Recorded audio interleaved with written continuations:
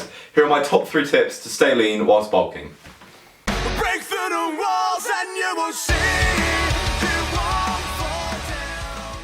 Right, number 1. So this is probably what massively overlooked, okay? When I first started lifting, I hadn't even heard of it, I didn't understand the significance of it, and I just kind of ignored it. First tip is probably the most significant and important and one of the most overlooked, and that's meal timing, okay? Like, who cares about when I eat my meals? They go into my body. Doesn't really matter as long as I get the calories in. No, that's wrong. So say you've just been asleep for 8 to 12 hours, okay? You haven't eaten anything, you've been effectively like fasting all that time, and your body needs some energy. Although you're asleep, your body's still going to be carrying out chemical reactions, and glycogen stores in your muscles are kind of going to be on like the low side of things. And what can happen, well, what does happen is that you switch to a catabolic side of reaction, if that makes any sense. So your body goes into catabolism rather than anabolism, and basically catabolism is the breaking down of molecules into smaller subunits. So what can happen when you go into this catabolic phase, because you haven't got enough energy and your muscles have used most of glycogen, is that you start to break down fats, and you can also start to break down muscle mass. So what you want to do to stop this is you want to change up your meals, okay? So basically what you want to do is you want to increase the size of the first meal of the day that you eat. What I normally do is I'll switch around my breakfast and lunch. So quite often I'll have like an omelette for breakfast and then have maybe like chicken and whole grain rice and some veg for lunch.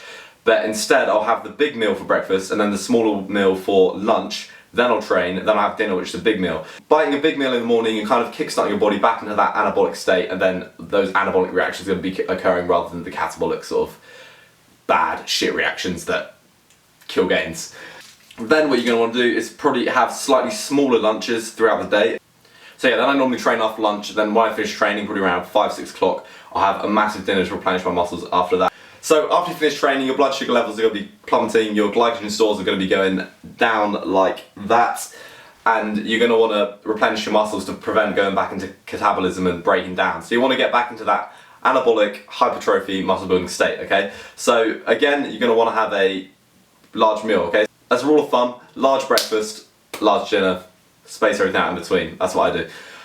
Again, you're going to want a good source of fats, proteins, carbs. So you want your fats, olive oils, as I said, nuts, avocado, all good sources of natural fat, okay? Fats are actually used to build the membrane around cells. They're used to synthesize hormones like testosterone that your body naturally produces. You need that. And then you've got your carbohydrates, which you also need. Associated fiber is very important, helps digestion. And then you need your proteins as well for larger meal, more glycogen stores. Body is not as hungry when you sleep. Body doesn't eat you. In simple text. There we go. Tip number 2 for not becoming a fat bastard. A massive mistake that people make, including myself, is when they first start training, first start trying to bulk up, first start trying to put on some muscle, they basically eat as many calories as they can, just cram everything in, try and eat like 4,000-5,000 calories a day when you don't need it. So when you first start bulking, say you've been cutting for a while or you haven't been bulking and your body isn't used to that much food, what's going to happen is you're going to get like... Yeah, so when you first start bulking, it's kind of natural. You get a very rapid increase in weight, say a pound or 2, over a very short period of time, okay? And people are like, whoa, I've gained muscle so quick. No, what that normally is it's normally just your glycogen stores building up in your muscle. It's you taking on excess water as your diet changes. Glycogen and water is going to make you heavier, okay? So you should see a fairly quick gain on that first week or so. And then after that, it should kind of plateau out. If you look at this, I gained 2.5 pounds in the first week. But the thing is, you've got genetic caps on how much muscle you can put on in X amount of time, okay? Obviously everyone's different and everyone varies on like a genetic and environmental basis, but all things being equal, you can put on around 0.5 to a pound of muscle a week if you absolutely nail the training, absolutely nail the nutrition, okay? So that's kind of the limit, naturally. As I said, you're going to want to make a table, you're going to want to weigh yourself every morning, and then you're going to average the weight, and then at the end of the week you can see how much you've gained. You're not going to want to gain over 0.5 to 1 pound. As I said again, because anything over that you can assume you're just putting on fat, so it's pointless. Obviously you're going to put on fat when you bulk unless you're some crazy genetically gifted guy that doesn't put on any fat, absolutely nails his nutrition, nails his training, and you're just fucking awesome. But it's very likely you will put on fat, but you can minimise the amount of fat that you put on, okay? So if your nutrition's right and you cap the amount of weight that you gain from a weekly basis, you can kind of guarantee that most of it's going to be muscle. Tip number 3 for not becoming a fat bastard while bulking is eat clean, okay? As stupid as it sounds, eating clean is kind of the most obvious and simple thing on there, but it's also one of the most overlooked. So you want to eat clean and avoid the overconsumption of unnatural simple carbs. Okay, so simple carbs are sugars. Sugars and simple carbs are the same thing, it's just a different name for them. It's not that simple carbs are necessarily bad for you, but it's more to do with the fact that complex carbohydrates are better for you. So gram for gram, if you compare like brown rice to white rice, the brown rice is going to have fibre associated with it, which helps with digestion, and it's also going to be more calorically dense. Simple carbohydrates or sugars have a high glycemic load, so they're going to be released more quickly, but they're not going to last, okay? It's like kind of that one pump finish kind of thing. So the complex carbohydrates are like the passionate lover, and he's like fucking the chick for like 3 hours long, and she's loving it, and they're both loving it, and then he has like a massive orgasm at the end, and it feels so good. And then simple carbohydrates are like the first time you have sex, so you kind of like put it in, and then you're like, fuck, blow your load everywhere, it feels good for about a second, and then you regret it instantly afterwards.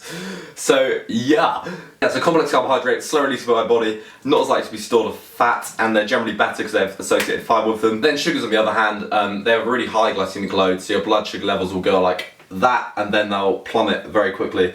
And any excess sugars are obviously stored as fat, so that's not good, okay? Often when people are on a filthy bulk, they'll feel quite sluggish, because they've been consuming a lot of simple carbs, and they're fast acting, so your blood sugar level gets a lot of peaks and troughs, and your blood sugar levels all over the place, and as I said, it kind of undershoots sometimes, and you end up feeling sluggish and a bit fucked all the time. So you don't really want to do much, and then that negatively impacts your training, and then you kind of spiral out of control into a hole of depression. Then you go to the toilet and kill yourself. Despite this, sugar from natural sources can be good, so simple carbs can be good, and you do need kind of a bit of everything. A good time to eat simple carbs is in the morning after you've woken up, as I said at the start of the video. Well, not with simple carbs. And post-workout, okay? So you're in this catabolic state, aren't you? And you want to quickly get into that anabolic state. So if you eat food with a high glycemic index, such as simple carbs, so stuff like fruit in the morning, fruit post-workout, you can kind of get from that catabolic state to that anabolic state fairly quickly, more quickly than you'd be able to with complex carbs. But then you can add into that meal complex carbs, and then you can kind of back up the simple carbs with the complex carbs, so you don't get a massive blood sugar crash, and then you kind of release the carbohydrates slowly throughout the day whilst maintaining that anabolic state. So the thing you want to remember really is everything in moderation, okay? And natural food sources tend to be better for you than refined stuff. So if it's unrefined, you get more good stuff associated with it. If it's brown, just eat it, okay? Don't even ask what it is. If it's brown, see it on the floor, just pick it up and eat it. It's probably going to be complex carbs, man. You need every bit of gains you can get, so remember that. Tip number 4, if it's brown, pick it up and eat it. Cheers.